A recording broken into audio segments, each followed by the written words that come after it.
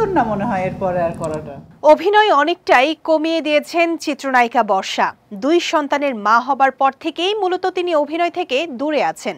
সম্প্রতি এক সংবাদ সম্মেলনে হাজির হয়ে সিনেমা ছাড়ার ঘোষণা দেন বর্ষা। অভিনেত্রী মনে করেন তার সন্তানেরা এখন বড় হচ্ছে, বড় হয়ে মাকে নায়িকা হিসেবে পর্দায় দেখলে নায়িকা পরিচয় কিভাবে নেবে এমন চিন্তা থেকেই অভিনয় থেকে দূরে সরে যাওয়ার ঘোষণা দিয়েছেন তিনি। এরপর বর্ষার সেই মন্তব্য নিয়ে আলোচনা সমালোচনা শুরু হয় সামাজিক যোগাযোগ মাধ্যমে। দেখা যায় মিশ্র প্রতিক্রিয়া। এবার তার সেই বক্তব্য নিয়ে মন্তব্য করেছেন আরেক অভিনেত্রী দীপা খন্দকার। এই অভিনেত্রী নিজেও একজন মা, তার সন্তানেরাও বড় হচ্ছে। একজন মা হিসেবে বর্ষার মন্তব্যের সঙ্গে একমত নন এই অভিনেত্রী। বর্ষার অভিনয় ছাড়ার কারণ লেখা একটি কার্ড ভক্তদের সঙ্গে ফেসবুকে শেয়ার করেছেন দীপা খন্দকার।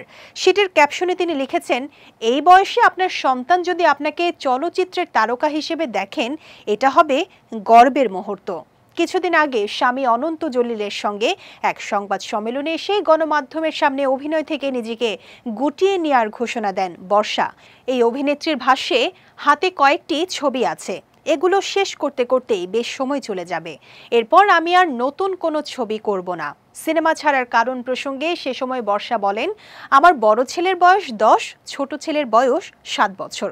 কয়েক বছর পরই বড় ছেলের 14 থেকে 15 বছর হয়ে যাবে। তখন সে যদি দেখে তার মা সিনেমার নায়িকা, তখন কি ভাববে? এসব চিন্তা করেই সিনেমা ছেড়ে দেওয়ার সিদ্ধান্ত নিয়েছি।